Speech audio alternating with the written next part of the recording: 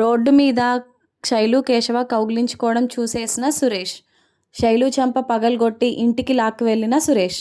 ఆ తర్వాత ఏం జరగబోతుందో ముందుగానే తెలుసుకోవాలనుకుంటే మన ఛానల్ని సబ్స్క్రైబ్ చేసుకొని పక్కనే ఉన్న బెల్ ఐకాన్ని క్లిక్ చేయండి. బెల్ ఐకాన్ని క్లిక్ చేసిన తర్వాత ఆల్పై క్లిక్ చేస్తే మా సీరియల్ నోటిఫికేషన్స్ మీ ఫోన్లోకి వస్తే హ్యాపీగా మీరు సీరియల్ చూడొచ్చు. గొడవ జరిగిన తర్వాత తాయారు ఎంతో కోపంతో గాయత్రి చేపట్టుకొని నువ్వు పద అని చెప్పేసి పెద్ది వాళ్ళ వైపు చూసి చాలా కోపంగా చూస్తూ గాయత్రిని తీసుకువెళ్ళిపోతుంది. అప్పుడు ఇంటికి వచ్చిన తర్వాత గాయత్రిని తిడుతుంది. నీకు అసలు బుద్ధి ఉందా? నీకు పెళ్ళయింది, అది గుర్తుందా? నేను ఎవడు రమ్మన్నాడు అక్కడికి?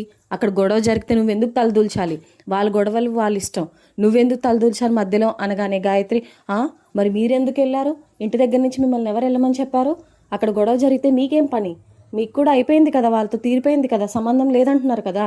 నాకు సంబంధం లేనప్పుడు మరి మీకు కూడా సంబంధం లేదు. మిమ్మల్ని ఎవరు వెళ్ళమన్నారు అక్కడికి అసలు? చెప్పండి, నా దగ్గర ఆన్సర్ ఉంది, మీ దగ్గర ఆన్సర్ లేదు, చెప్పండి అని చెప్పేసి అంటుంది తాయారుని గాయత్రి. ఆ మాట అనగానే తాయారుకి నోటంపడ మాట రాదు. అప్పుడు గాయత్రి, మీకేం తెలుసు వాళ్ళు ఎంత మంచి వాళ్ళు, ఎప్పుడు చూడు వాళ్ళ మీదే పడి ఏడుస్తారు ప్రతి ఒక్కరు కూడా. ఆ వీధిలో వాళ్ళకి బుద్ధి లేదు, మీకు అంతకంటే బుద్ధి లేదు. చూడు, బావ నన్ను ఎలా వదిలేసి పెళ్లి చేసుకో అని చెప్పేసి అన్నాడు. అదే అతనే గనక మీవంటే చిరాకు కోపం అలాంటి చెత్త మనిషి అయి ఉంటే నన్ను పెళ్లి చేసుకుని ఎలా చేస్తారో చావండి మీ అమ్మ నాన్న అనుకుంటాడు. అర్థమైందా? ఇంకొకసారి వాళ్ళ మీద గొడవ అనగానే ఇద్దరు కలిసి ఎగదుడుచుకున్నట్టు వెళ్ళిపోయారంటే మాత్రం నేను అస్సలు ఊరుకోను అని చెప్పేసి అంటుంది గాయత్రి. అప్పుడు తాయారు, నీకెంత చెప్పినా బుద్ధి రాదు, వాళ్ళు ఎలాంటి వాళ్ళో నీకు అసలు తెలియని కాక తెలీదు. ఎందుకని ఎప్పుడు వాళ్ళకే సపోర్ట్ వస్తావు నువ్వు? అవసరమా వాళ్ళ జోలికి వెళ్ళడం? అస్సలు వద్దు, నీ కాపురం నువ్వు చూసుకో. ఎంతసేపు వాళ్ళకి ఏమైంది ఏంటి ఎలా ఉందని చెప్పేసి అనుకోవడం మానేసేయి. అలా అయితే నువ్వు బాగుపడతావు, నీ కాపురం కూడా బాగుంటుంది. అర్థమవుతుందా అని చెప్పేసి తాయారు గాయత్రిని తిడుతుంది. అప్పుడు గాయత్రి, మీలాంటి వ్యక్తులకి ఎంత చెప్పినా అనవసరం. అంతేలే, చెవులో సీసం పోసినా సరే మీకు అసలు ఏ బుద్ధి రాదు, ఏమీ తెలీదు, చిచ్చి మీతో మాట్లాడ అనవసరం అని చెప్పేసి గాయత్రి అక్కడి నుండి తన రూమ్లోకి వెళ్ళిపోతుంది. తర్వాత మహాలక్ష్మి దగ్గరికి వచ్చినట్టయితే మహాలక్ష్మి లోపలికి వచ్చిన తర్వాత వాటర్ తాగుతుంది. అప్పుడు పెద్ది అంటాడు, మీరు ఆఫీస్కి వెళ్ళినా సరే ఏం చేసినా సరే ఎవరో ఒకళ్ళు తోడుగా వెళ్ళాలిరా మహాలక్ష్మికి, అర్థమైందా అంటే అప్పుడు అందరూ షాక్ అవుతారు ఎందుకు అన్నట్టు. ఒకవేళ ఆఫీస్లో గనక లేట్ ఏమైనా అయిందనిపిస్తే వెంటనే ఎవరో ఒకళ్ళు మహాలక్ష్మి దగ్గరికి వెళ్ళాలి అని చెప్పేసి అంటాడు పెద్ది. రోజులు అస్సలు బాగాలేవు కన్నా, నువ్వే చూసుకోవాలి.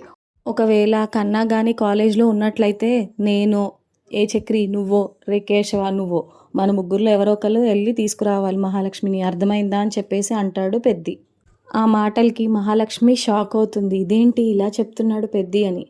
అప్పుడు అడుగుతుంది, అదేంటి పెద్ది, దేనికి ఇవన్నీ అని. అప్పుడు పెద్ది, అలా కాదమ్మా, చూడు వాడు ఎంత నాటకాలు ఆడాడో, మళ్ళీ వాడి వల్ల ఏమైనా ప్రమాదం అవుతుందేమో అని నా భయం. ఈసారి ఏమైనా చేస్తే ఎలాగా? ఒకవేళ మీ నాన్నగారు అడిగితే మేము ఏమని సమాధానం చెప్పాలి? అయినా మాకంటూ నీ బాధ్యత ఉంది కదమ్మా, మమ్మల్ని పని చేయనివ్వు, నువ్వు మాత్రం ప్లీజ్ ఎందుకు ఏంటి అని మాత్రం అడగకు అని అంటాడు పెద్ది. రెండు కుటుంబాల మధ్యలో ఇలాంటి ఈర్ష్యలు కామన్ అయిపోయినాయి కాబట్టి నాకు నువ్వే చాలా చాలా ఇంపార్టెంట్ అమ్మా. నువ్వు మాత్రం ఎట్టి పరిస్థితుల్లోనూ మాతోనే రావాలి, అలాగే జాగ్రత్తగా వెళ్ళాలి, అర్థమైందా? ప్లీజ్, నీ ఆరోగ్యం అలాగే నీ క్షేమమే నాకు చాలా చాలా ఇంపార్టెంట్ అని చెప్తాడు పెద్ది. అప్పుడు చక్రి అంటాడు, అదేంటి, ఎందుకన్నయ్య ఏం మాట్లాడుతున్నావు అని అడిగితే అప్పుడు పెద్ది, ఏంటమ్మా మహాలక్ష్మి కోసమే కదరా మాట్లాడేది అంటే అప్పుడు చక్రి, ఊరుకో అన్నయ్య, ఆవిడేమైనా చిన్నపిల్ల, ఇలాంటివి జరుగుతూ ఉంటాయి. ఆడవాళ్ళన్న తర్వాత స్ట్రాంగ్గా ఉండాలి, వాళ్ళని ఇండిపెండెంట్గా ఉంచాలి, చాలా జాగ్రత్తగా చూసుకోవాలి సరే, కానీ ఏమైనా ప్రాబ్లం అయితే వాళ్ళే కదా చెప్తారు. నువ్వెందుకని అంత భయపడుతున్నావు? అంత భయపడాల్సిన అవసరమీ లేదు. మహాలక్ష్మి గారు స్ట్రాంగ్ పర్సన్ కాబట్టి తను చాలా జాగ్రత్తగా చూసుకుంటుందిలే, తనకు తాను ఏం పర్వాలేదు, ఏమైనా ఇబ్బంది అయితే మనకు ఎందుకు చెప్పకుండా ఉంటుంది అని చెప్పేసి అంటాడు చక్రి. ఆ మాటలకి మహాలక్ష్మి ముఖంలో నవ్వొస్తుంది. అప్పుడు పెద్ది అంటాడు, మనం ఏదనుకున్నా సరే మొన్న జరిగిన విషయం ఏమీ చెప్పలేదు కదరా, కన్నాగాడు చెప్తే కానీ మనకు తెలీదు అని అంటాడు పెద్ది. అప్పుడు చక్రి, ఊరుకో అన్నయ్య, కన్నా చెప్పాడు సరే, మొన్న పంచమి అని బాధ పెట్టినప్పుడు వెళ్ళి చెంప లాగిపెట్టి ఒక పీక లేదా ఒకటి, కాబట్టి మనం ఏమీ భయపడాల్సిన అవసరం ఏమీ లేదు. నువ్వు అసలుకే కంగారు పడకు, నువ్వు మరీ కంగారు పడిపోయి అలా చేసావంటే మాత్రం వాళ్ళకు కూడా ఇంట్లో ఉండబుద్ధి అవ్వదన్నయ్య, నువ్వు మాత్రం అలాంటి పనులేమీ చేయకు అని చెప్పేసి నచ్చ చెప్తాడు చక్రి పెద్దికి. అలా కాదురా, కొన్ని రోజులు ఎవరో ఒకరం వెళ్తే బాగుంటుంది కదా అంటాడు పెద్ది. లేదన్నయ్య, కొన్ని రోజులేంటి, ఏ రోజు మనం వెళ్ళాల్సిన అవసరం లేదు. అవసరమైతే ఆవిడే మనకు చెప్తుంది. నువ్వేమీ దాని గురించే టెన్షన్ పడి ఆలోచించేకు అంటాడు చక్రి. అప్పుడు చక్రి అంటాడు, ఆహా లేదన్నయ్య, ఒక పని చేద్దాం, స్కూటీ ఉంది కదా, స్కూటీ మీద వెళ్ళిపోతారు అనగానే పెద్ది స్కూటీయా అని అడుగుతాడు. ఇప్పుడు ఎలాగో డ్రైవింగ్ లైసెన్స్ కూడా వచ్చేస్తుంది, ఏమంటారు మహాలక్ష్మి గారు, చక్కగా స్కూటీ మీద వెళ్ళడం మీకు ఏమైనా ప్రాబ్లమా అని అడుగుతాడు. నాకు ఏ ప్రాబ్లం లేదు పెద్ది, నేను జాగ్రత్తగా వెళ్తాను, నాకు చక్కగా వచ్చింది డ్రైవింగ్ అని చెప్పేసి చెప్తుంది మహాలక్ష్మి పెద్దికి. అప్పుడు పెద్ది, సరే అయితే మీ ఇష్టం, కానీ ఏం జరిగినా సరే చెప్పాలమ్మా, ఏదో గొడవలు అవుతాయి కదా అని చెప్పేసి నువ్వు చెప్పడం మానేస్తే రేపు వాడు ఏదైనా చేయొచ్చు, నువ్వు అలా బాధపడుతూ ఉండడం నాకు అస్సలు ఇష్టం లేదు అంటాడు పెద్ది. అయ్యో పెద్ది, ఏం జరిగినా సరే ఖచ్చితంగా ఇంట్లో చెప్తాను, ఖచ్చితంగా చెప్తాను అని అంటే చక్రి, చూసావా, మనం చెప్పినట్టుగా చెప్పాలి, చక్కగా స్కూటీ మీద వెళ్ళి వస్తూ ఉంటారు, ఏమైనా ప్రాబ్లం అయితే నాకు ఫోన్ చేస్తారు, నేను ఉన్నాను కదా చూసుకోవడానికి, ఖాళీనే కదా నేను అంటాడు చక్రి. ఆ మాటకి మహాలక్ష్మి మళ్ళీ నవ్వుతుంది. అప్పుడు కన్నా కూడా అంటాడు, అన్నయ్య భయపడాల్సిన అవసరం ఏమొచ్చింది అన్నయ్య, వదిన చక్కగా స్కూటీ నేర్చుకుంది కదా, ఏం పర్వాలేదు, అలాగే చక్రి అన్నయ్య ఉన్నాడు కదా చూసుకోవడానికి, ఏ అన్నయ్య అని అడుగుతాడు కన్నా చక్రిని. అప్పుడు అంతే కదా, ఏం పర్వాలేదు, ఆవిడ్ని ఫ్రీగా ప్రశాంతంగా ఆవిడ పనేది ఆవిడ చేసుకుని రమ్మంటే సరిపోతుంది కదా అని చెప్పేసి అనగానే సరే అని అందరూ యాక్సెప్ట్ చేస్తారు. అప్పుడు మహాలక్ష్మి చక్రి వైపు ఎంతో ప్రేమగా చూస్తూ ఉంటుంది. మరోవైపు పాపం శైలు వాళ్ళ ఇంట్లో శైలు వాళ్ళ నాన్న, బాగుందమ్మా, చాలా బాగుంది, సొంత అమ్మా నాన్నల మీదకే ఎగబడ్డావు, చేలు వేలెత్తి మీ అన్నయ్య వైపు చూపించావు, మా వైపు రావడం మానేసి వాళ్ళ వైపు వెళ్ళావా నువ్వు, చాలా బాగుంది, నాకు బుద్ధి లేదు అని చెప్పేసి నెత్తికేసి కొట్టుకుంటాడు చెయ్యి శైలు వాళ్ళ నాన్న.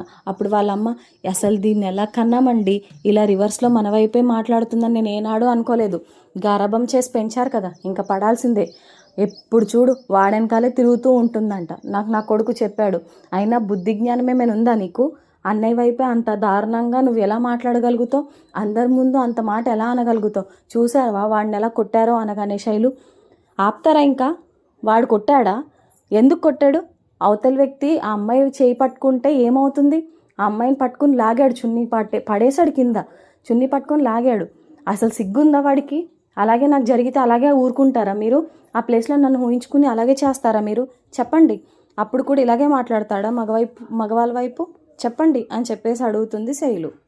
అప్పుడు వాళ్ళమ్మ, చూశారు కదా, ఇది ఇలా మాట్లాడుతుంది, ఇంకేం మాట్లాడతాం దీంతో, చిచ్చి, ఆ ఫోన్ ఇలా ఇవ్వా అని ఫోన్ లాగేసుకుని రూమ్లోకి వేసేసి తలుపు పెట్టేస్తారు.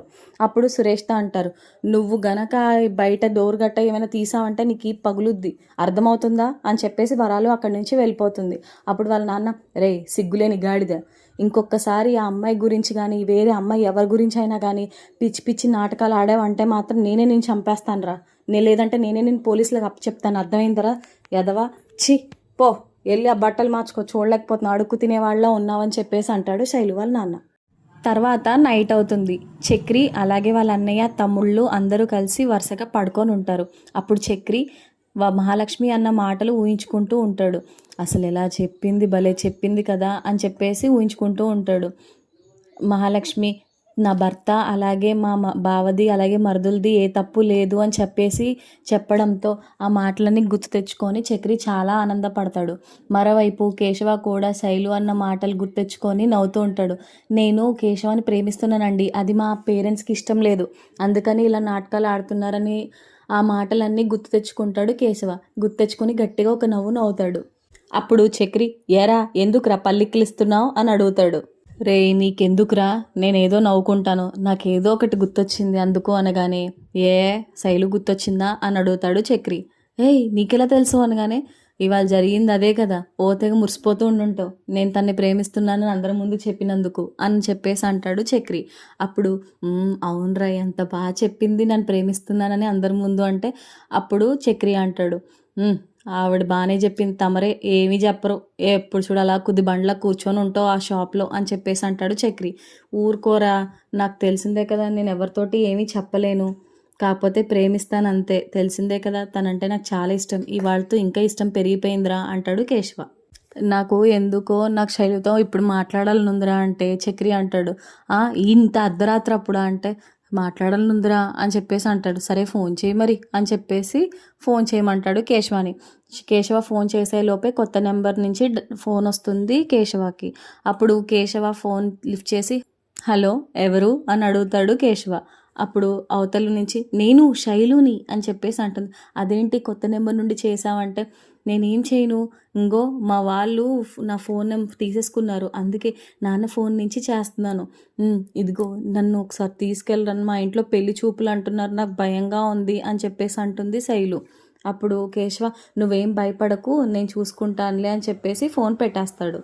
అందరూ పడుకున్నాక పెద్ది ఆలోచిస్తూ ఉంటాడు. మహాలక్ష్మి ఏడ్చి అందరికీ నిజాలు చెప్పినప్పుడు, అలాగే సురేష్ తన్ని బాధ పెట్టింది మొత్తం అంతా గుర్తు తెచ్చుకుంటూ ఉంటాడు పెద్ది. మిగతా ముగ్గురేమో పడుకొని ఉంటారు. అప్పుడు పెద్ది లేచి కేశవ అలాగే కన్నాను కూడా లేపి, ఒరే మన వాడి దగ్గర నుంచి మనం దూరంగా వెళ్ళిపోతే బాగుంటుందిరా, మహాలక్ష్మికిను చక్రికి ఇల్లు వదిలేసి మనం వేరే ఇంటికి వెళ్ళిపోదాంరా అంటాడు పెద్ది. అప్పుడు కేశవ కన్నా ఏ అన్నయ్య ఎందుకు అని అడుగుతారు.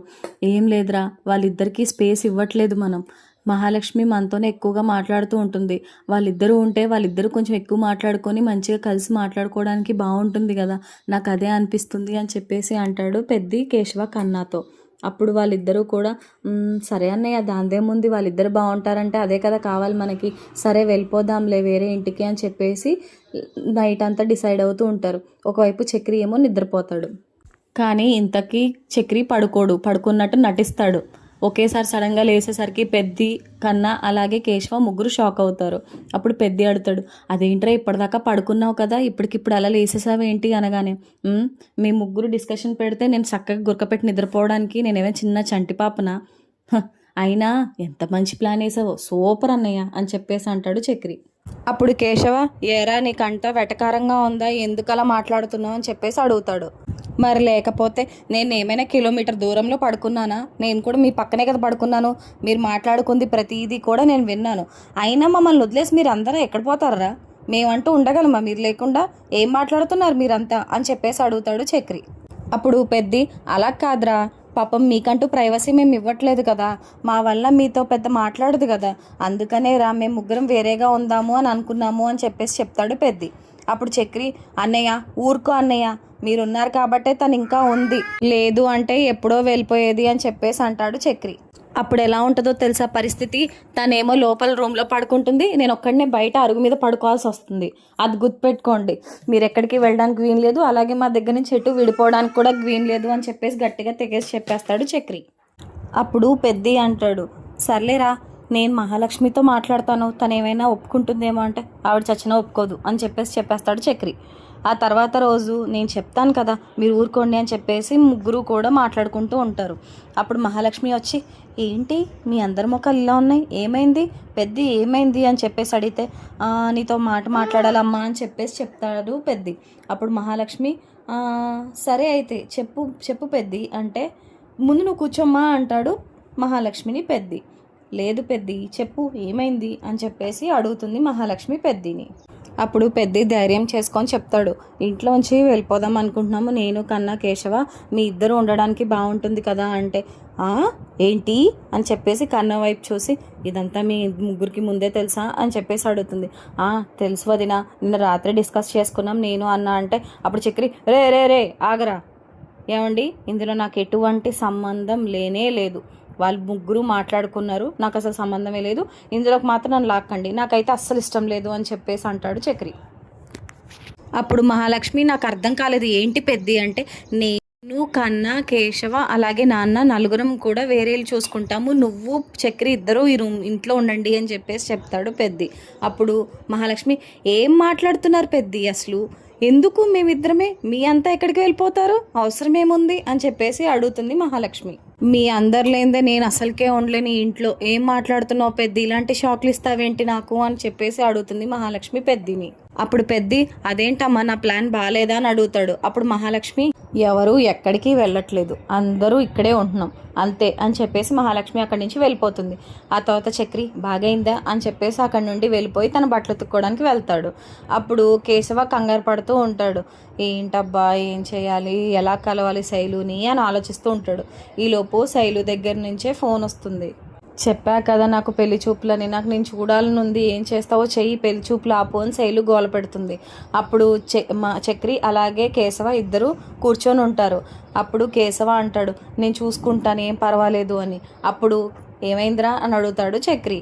కేశవ ఏమో ఏం లేదురా, శైలుకి పెళ్లి చూపులు అంటే ఎలాగైనా సరే ఆపాలరా అని చెప్పేసి అనగానే మహాలక్ష్మి వచ్చి ఏమైంది, ఏం మాట్లాడుకుంటున్నారు ఇద్దరు అని చెప్పేసి అడిగితే, ఇవాళ మన శైలు అలాగే కేశవ ఇద్దరు కూడా లేచిపోబోతున్నారు అని చెప్పేసి అంటాడు చక్రి. అప్పుడు కేశవ నేను ఇప్పుడు చెప్పాను రా అలా అని అంటే, ఇప్పుడే కదరా అన్నా అంటే, నేను ఎప్పుడన్నానంటే ఆపండి మీరు, మీకు జోక్గా ఉందా, పాపం వాళ్ళ బాధ ఏదో వాళ్ళు పడుతూ ఉంటే పాపం వాళ్ళని ఎందుకని ఇంకా బాధ పెడతారు అని చెప్పేసి అంటుంది మహాలక్ష్మి. అయితే నా దగ్గర ఒక ప్లాన్ ఉంది, మనం వెళ్ళి ఒక పని చేద్దాము అని చెప్పేసి అంటాడు చక్రి. చెప్పండి ప్లాన్ ఏంటి అని అడుగుతుంది మహాలక్ష్మి.